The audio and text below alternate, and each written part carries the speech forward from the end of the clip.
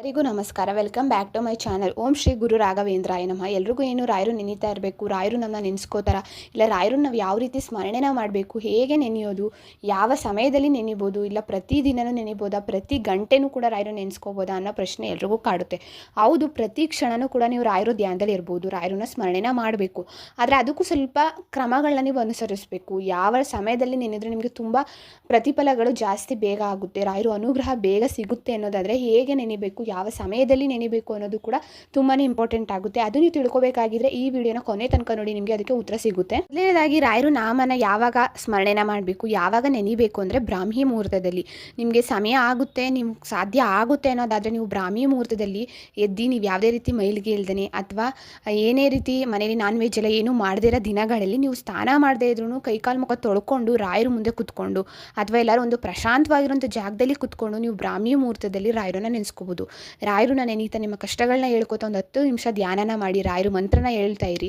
ಸಾಧ್ಯ ಆಗುತ್ತೆ ಅಂದರೆ ನೀವು ಮನೆಯೆಲ್ಲ ಸ್ವಚ್ಛನ ಮಾಡಿ ನೀವು ಪೂಜೆನ ಮಾಡ್ಬೋದು. ಸ್ನಾನನೆಲ್ಲ ಮಾಡಿಕೊಂಡು ನೀವು ರಾಯರ ಪೂಜೆನ ಬ್ರಾಹ್ಮಿ ಮುಹೂರ್ತದಲ್ಲಿ ಮಾಡೋದ್ರಿಂದ ನೀವು ಕೇಳೋವಂಥ ಯಾವುದೇ ರೀತಿ ಕಷ್ಟ ಆಗಿರ್ಬೋದು, ಯಾವುದೇ ರೀತಿ ಬಯಕೆಗಳಾಗಿರ್ಬೋದು, ರಾಯರು ಆದಷ್ಟು ಬೇಗ ಅನುಗ್ರಹ ಮಾಡ್ತಾರೆ. ನಿಮಗೆ ಗೊತ್ತಿಲ್ಲದೇನೆ ನಿಮ್ಮ ಕಷ್ಟದ ಸಮಯಗಳು ನಿಮ್ಮ ಲೈಫಲ್ಲಿ ಏನಾದ್ರು ಬಂದುಬಿಟ್ಟಿದೆ, ನೀವು ತುಂಬ ಗೊಂದಲದಲ್ಲಿದ್ದೀರಾ, ಭಯ ಆತಂಕ ತುಂಬ ಕಾಡ್ತಾ ಇದೆ ಅನ್ನೋರಾದರೆ ನೀವು ಅಂಥ ಟೈಮಲ್ಲಿ ರಾಯರು ಮಂತ್ರನ ನಿಮಗೆ 108 ಸರಿ 11 ಸರಿ ನಿಮಗೆ ಎಷ್ಟು ಸರಿ ಆಗುತ್ತೆ ಅಷ್ಟು ಸರಿ ನಾನು ಹೇಳ್ತೀನಪ್ಪ, ನಿನ್ನ ಮಂತ್ರನ ಪಠನೆ ಮಾಡ್ತೀನಿ ತಂದೆ, ಈ ಒಂದು ಸಮಸ್ಯೆಗೆ ಈ ಒಂದು ಗೊಂದಲಕ್ಕೆ ಒಂದು ಪರಿಹಾರನ ತೋರಿಸು ನನ್ನಪ್ಪ ಅಂತ ನೀವು ಕೇಳಿಕೊಂಡು ನೀವು ಪಠನೆನ ಮಾಡಿದ್ರೆ ನೀವು ಇರೋವಂಥ ಜಾಗದಲ್ಲೇ ಮಾಡಿ ನೀವು ಸಾಕು, ನಿಮಗೆ ರಾಯರು ಯಾವ್ದಾದ್ರು ಒಂದು ಉತ್ತರನ ಕೊಟ್ಟೇ ಕೊಡ್ತಾರೆ ಆ ಕ್ಷಣಕ್ಕೆ. ಇನ್ನು ಎಲ್ರಿಗೂ ಗೊತ್ತಿರೋ ಹಾಗೆ ಗುರುವಾರ ಬಂತಮ್ಮ ರಾಯರ ನೆನೆಯಮ್ಮ ಅನ್ನೋ ರೀತಿ ಗುರುವಾರ ದಿವಸ ನೀವು ಏನೇ ಕೇಳ್ಕೊಳ್ಳಿ ರಾಯರ ಹತ್ರ, ಮನಸ್ಸು ಬಿಚ್ಚಿ ನೀವು ಮನಸ್ಫೂರ್ತಿಯಾಗಿ ಕೇಳ್ಕೊಳ್ಳಿ, ರಾಯರು ತಥಾಸ್ತು ಅಂತ ಅಂದೇ ಅಂತಾರೆ. ನಿಮ್ಮ ಮನಸ್ಸು ನಿಮ್ಮ ಆತ್ಮವಿಶ್ವಾಸ ತುಂಬ ಅಂದರೆ ತುಂಬ ದೃಢವಾಗಿರಬೇಕು ಅಷ್ಟೇ. ನೀವು ಯಾವುದೋ ಒಂದು ಶುಭ ಕಾರ್ಯ ಮಾಡ್ತಾ ಇದ್ದೀರಾ ಅಥವಾ ಯಾವುದೋ ಒಂದು ಹೊಸ ಕೆಲಸಕ್ಕೆ ಕೈ ಹಾಕೋಕ್ಕಿಂತ ಮುಂಚೆ ನೀವು ರಾಯರು ದರ್ಶನನ ಮಾಡಿಕೊಂಡು ರಾಯರು ಆಶೀರ್ವಾದನ ಪಡ್ಕೊಂಡು ಯಾವುದೇ ರೀತಿ ವಿಘ್ನ ಇಲ್ದಿರೋ ರೀತಿ ಈ ಕೆಲಸ ನೆರವೇರ್ಬೇಕಪ್ಪ ಅಂತ ನೀವು ಕೇಳಿಕೊಂಡು ಬಂದಿದ್ದೇ ಆಗಿದ್ದಲ್ಲಿ ಕೆಲಸಗಳು ಎಷ್ಟು ಬೇಗ ಆಗುತ್ತೆ ಅಂತ ನೀವೇ ಅನ್ಕೊಳ್ಳೋಕೆ ಸಾಧ್ಯ ಇಲ್ಲ. ಅಷ್ಟು ಬೇಗ ಆಗುತ್ತೆ ಅನ್ನೋ ನಂಬಿಕೆನೂ ಕೂಡ ರಾಯರ ಮೇಲೆ ಅಷ್ಟೇ ಇದೆ ಭಕ್ತರಿಗೆ. ನೀವು ಬೆಳಗ್ಗೆ ಎದ್ದ ತಕ್ಷಣ ರಾಯರನ್ನ ನೆನೆಸ್ಕೋತಿರೋ, ನಿಮ್ಮ ದಿನವಿಡೀನೂ ಕೂಡ ಅಷ್ಟು ಪಾಸಿಟಿವ್ ಆಗಿ ನೀವು ತುಂಬ ಆಕ್ಟಿವ್ ಆಗಿ ಇರ್ತೀರ. ಅದೇ ರೀತಿ ರಾತ್ರಿ ಮಲಗೋದಕ್ಕಿಂತ ಮುಂಚೆ ನಿಮ್ಮ ಕೆಲಸಗಳೆಲ್ಲ ದಿನವಿಡೀ ಮಾಡಿ ನೀವು ಏನೇನೆಲ್ಲ ನೆಗೆಟಿವ್ ಆಗಿರುತ್ತೋ ಪಾಸಿಟಿವ್ ಆಗಿರುತ್ತೆ, ನಿಮ್ಗೆ ಏನೋ ನೋವಾಗಿರುತ್ತೆ ಖುಷಿಯಾಗಿರುತ್ತೆ ಅದನ್ನೆಲ್ಲ ರಾಯರ ಮುಂದೆ ನೀವು ಹೇಳ್ಕೊಳ್ಳಿ. ಮನಸ್ಸು ಬಿಚ್ಚಿ ನೀವು ಹೇಳ್ಕೊಂಡು ಮಲ್ಕೊಳ್ಳೋದ್ರಿಂದ ಒಳ್ಳೆ ನೆಮ್ಮದಿಯಾಗಿರೋಂಥ ನಿದ್ದೆನೂ ಬರುತ್ತೆ. ನಿಮ್ಮ ಮನಸ್ಸು ಕೂಡ ಒಂಥರ ಅಗ್ರ ಆಗುತ್ತೆ, ಏನೋ ಒಂದು ಖುಷಿ ಒಂದು ನೆಮ್ಮದಿ ಭಾವ ನಿಮ್ಮಲ್ಲಿ ಕಾಡ್ತಾ ಹೋಗುತ್ತೆ. ಸುಮ್ಮನೆ ಎಲ್ಲ ಸಂದರ್ಭದಲ್ಲೂ ಎಲ್ಲ ಸಮಯದಲ್ಲೂ ನಾವು ರಾಯರನ್ನ ನೆನೆಸ್ಕೊಳ್ಳೋದಕ್ಕೆ ಸಾಧ್ಯ ಇಲ್ಲ. ಅಂದರೆ ರಾಯರು ನೆನಪು ಕೂಡ ನಮಗೆ ಆಗಬೇಕು ಅನ್ನೋದು ಏನೂ ಇಲ್ಲ. ಪ್ರತಿಯೊಂದು ಕ್ಷಣದಲ್ಲೂ ಕೂಡ ನಾವು ರಾಯರು ಭಕ್ತರೇ ಆಗಿರ್ಬೋದು, ರಾಯರು ನೆನಪಲ್ಲೇ ಮುಳುಗೋಗಿರ್ತೀವಿ ಅನ್ನೋದು ಸುಳ್ಳು. ರಾಯರು ನೆನಪು ನಮ್ಗೆ ಯಾವಾಗ ಆಗುತ್ತೆ, ಹೇಗಾಗುತ್ತೆ ಅನ್ನೋದನ್ನ ನಾನು ಇವಾಗ ಹೇಳ್ತೀನಿ. ನೀವು ರಾಯರು ಭಕ್ತರ, ನಿಮ್ಮ ಸಂಕಷ್ಟದ ಸಮಯದಲ್ಲಿ ರಾಯರ ನೆನಪು ಬೇಗ ಆಗುವಂಥದ್ದು. ಏನೇ ಬಂದರೂ ಕೂಡ ರಾಯರಿದ್ದಾರಪ್ಪ, ಏನೋ ಒಂದು ಕಷ್ಟ ಬಂದರೂ ನಾವು ರಾಯರು ಮೊರೆ ಹೋಗ್ತೀವಿ, ರಾಯರೇ ನೀವೇ ಕಾಪಾಡಿ, ಅಪದಂ ಅಪಹರ್ತರಂ ಅನ್ನೋ ರೀತಿ ರಾಯರೇ ನಮಗೆ ದಿಕ್ಕು ಅನ್ನೋ ಮನಸ್ಥಿತಿ ನಮ್ಮಲ್ಲಿ ಬಂದ್ಬಿಟ್ಟಿರುತ್ತೆ. ರಾಯರು ಭಕ್ತರಾದವರಿಗೆ ಎಲ್ರಿಗೂ ಅನುಭವ ಆಗಿರುತ್ತೆ. ಎದ್ದಿದ ತಕ್ಷಣ ರಾಯರನ್ನೇ ನೆನೆಬೇಕು, ಕಣ್ಬಿಟ್ಟಿದ ತಕ್ಷಣ ನಾವು ರಾಯರನ್ನ ನೋಡಬೇಕು ಅನ್ನೋದೊಂದು ಆಸೆ ಇರುತ್ತೆ. ಅದೇ ರೀತಿ ಫಾಲೋ ಮಾಡ್ತಾ ಇರ್ತೀವಿ. ಮಲಗೋದಕ್ಕಿಂತ ಮುಂಚೆ ರಾಯರಲ್ಲಿ ಕೇಳ್ಕೊಂಡು ಮಲ್ಕೋತೀವಿ. ಅಂಥ ಟೈಮಲ್ಲಿ ನಾವು ರಾಯರನ್ನ ನೆನೆಸ್ಕೋತೀವಿ. ರಾಯರು ನಮಗೆ ನೆನಪಾಗಲೇಬೇಕಲ್ವಾ. ಅಷ್ಟೇ ಇಲ್ಲದೇ ಗುರುವಾರದ ದಿವಸ ಅವತ್ತು ಒಂದು ಹಬ್ಬದ ಥರ ನಾವು ಸೆಲೆಬ್ರೇಷನ್ನ ಮಾಡ್ತೀವಿ. ರಾಯರನ್ನ ಯಾವಾಗ ನಾವು ನಂಬಿಕೆ ಇಟ್ಟು ರಾಯರು ಪೂಜೆ ಮಾಡೋದಕ್ಕೆ ಶುರು ಮಾಡ್ತೀವೋ ಅಲ್ಲಿಂದ ನಾವು ಗುರುವಾರ ಬಂದರೆ ಸಾಕು, ಏನೋ ಒಂದು ಹಬ್ಬದ ಥರ ರಾಯರು ನೋಡ್ಬೋದಪ್ಪ, ರಾಯರು ಮಠಕ್ಕೆ ಹೋಗ್ಬೋದಪ್ಪ, ರಾಯರನ್ನ ಪೂಜೆ ಮಾಡ್ಬೋದಪ್ಪ ಅನ್ನೋ ರೀತಿ ಖುಷಿ ಸಂತೋಷ ಆನಂದ ಎಲ್ಲ ನಮ್ಮ ಮನಸ್ಸಲ್ಲಿ ಇರುತ್ತೆ. ಅದನ್ನು ಎಕ್ಸ್ಪ್ರೆಸ್ಸೇ ಮಾಡೋಕ್ಕಾಗಲ್ಲ ಅಂತಲೇ ಹೇಳ್ಬೋದು.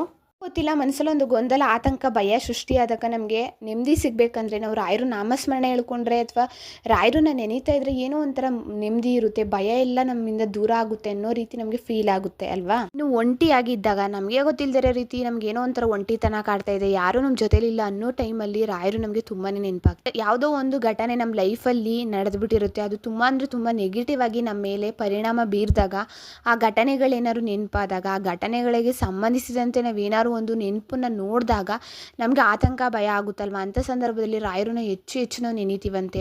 ಅಷ್ಟೇ ಅಲ್ಲದೆ ರಾಯರು ಹುಟ್ಟಿದ ಹಬ್ಬ, ವಾರ್ಷಿಕೋತ್ಸವ, ಇನ್ನು ನಮ್ಮ ಹುಟ್ಟಿದ ಹಬ್ಬ ಆಗಿರ್ಬೋದು ಅಥವಾ ರಾಯರ ಆರಾಧನಾ ಮಹೋತ್ಸವ ದಿನ ಆಗಿರ್ಬೋದು, ಯಾವ್ದಾದ್ರು ಒಂದು ವಿಶೇಷ ದಿನ ಬಂದರೆ ನಾವು ಮೊದಲಿಗೆ ನೆನಪಾಗೋದು ರಾಯರು ದೇವಸ್ಥಾನಕ್ಕೆ ಹೋಗ್ಬೇಕಪ್ಪ, ರಾಯರನ್ನ ಪೂಜೆ ಮಾಡಬೇಕಪ್ಪ, ಅವತ್ತಿನ ದಿವಸ ವರ್ಷ ಪೂರ್ತಿ ನಾನು ಚೆನ್ನಾಗಿರಬೇಕು, ಸುಖ ಶಾಂತಿ ನೆಮ್ಮದಿ ಕೊಡಬೇಕು ನನ್ನಪ್ಪ ಅನ್ನೋ ರೀತಿ ನಮಗೆ ಅನಿಸುತ್ತೆ. ನೇದಾಗಿ ಹೇಳ್ಬೇಕಂದ್ರೆ ಯಾರಿಗೆ ಯಾರೂ ಇಲ್ಲವೋ ಅವರಿಗೆ ರಾಯರಿದ್ದಾರೆ ಎಂಬ ಮಾತಿನಂತೆ ಸದಾಕಾಲ ರಾಯರು ನಮಗೆ ನೆನಪಾಗ್ತಾನೆ ಇರ್ತಾರೆ. ಸಂದರ್ಭಗಳಲ್ಲಿ ನಾವು ರಾಯರನ್ನ ನೆನೆಸ್ಕೋತೀವಿ, ಆದರೆ ರಾಯರು ಯಾವಾಗ ನಮಗೆ ನೆನಪಾಗ್ತಾರೆ ರಾಯರು ಕಡೆಯಿಂದ, ರಾಯರು ನಮ್ಮನ್ನ ಯಾವಾಗ ನೆನೆಸ್ಕೋತಾರೆ ಅನ್ನೋದನ್ನ ನಾನು ಇವಾಗ ಹೇಳ್ತೀನಿ. ವಿನಮ್ರ ಭಕ್ತರಿಗೆ ರಾಯರು ಸದಾಕಾಲ ನೆನೆಸ್ಕೋತಾರಂತೆ. ರಾಯರು ಮಗುವಿನಂತೆ ನಿಷ್ಕಲ್ಮಶ ಮನಸ್ಸಿನಿಂದ ರಾಯರಲ್ಲಿ ಶರಣಾಗಿ ಯಾವುದೇ ರೀತಿಯ ಅಹಂಕಾರ ಇಟ್ಕೊಳ್ದಾನೆ ರಾಯರನ್ನ ಸದಾಕಾಲ ನೆನೆಸ್ಕೋತಾರಲ್ವ, ಅವ್ರಿಗೆ ರಾಯರು ಯಾವಾಗ್ಲೂ ನೆನಪಾಗ್ತಾನೆ ಇರ್ತಾರೆ. ಇನ್ನು ನಂಬಿಕೆ ಇಟ್ಕೊಂಡಿರ್ತಾರಲ್ವ, ಅವ್ರಿಗೆ ರಾಯರು ಯಾವಾಗಲೂ ಕೂಡ ನೆನೆಸ್ಕೋತಾರಂತೆ. ನಂಬಿಕೆ ಇರಬೇಕು, ಅದು ಗಟ್ಟಿಯಾಗಿರಬೇಕು, ತುಂಬ ಅಂದರೆ ತುಂಬಾ ಆತ್ಮವಿಶ್ವಾಸ ಬೇಕು. ರಾಯರು ಪೂಜೆ ಮಾಡಬೇಕಾದ್ರೆ,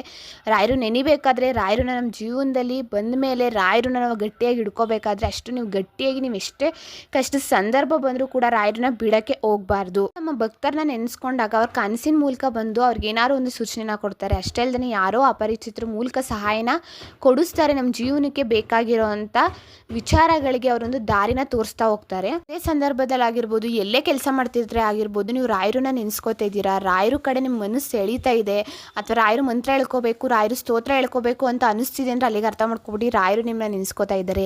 ರಾಯರು ನಿಮ್ಮನ್ನ ಅಲ್ಲಿಂದಲೇ ನೋಡ್ತಾ ಇದ್ದಾರೆ, ಅದಕ್ಕೆ ನಿಮಗೆ ಆ ಥರ ಅನುಭವ ಆಗುತ್ತೆ. ಇನ್ನು ಸರಳವಾಗಿ ರಾಯರು ಅನುಗ್ರಹನ ಯಾವ ರೀತಿ ಪಡಿಬೇಕು? ಪ್ರತಿ ಗುರುವಾರನೂ ರಾಯರಿಗೆ ನೀವು ತುಪ್ಪ ದೀಪಾರು ಹಚ್ಚಿ, ಎಣ್ಣೆ ನಾರ್ಮಲ್ ದೀಪದಿಂದಾರು ಹಚ್ಬೋದು. ನೀವು 2 ಹಣ್ಣನ್ನ ಇಟ್ಬಿಟ್ಟು ನೀವು ರಾಯರಿಗೆ ಒಂದು ನಮಸ್ಕಾರನ ಮಾಡಿದ್ರು ಸಾಕು, ಸರಳ ಸೇವೆ ನಡೆಯುತ್ತೆ.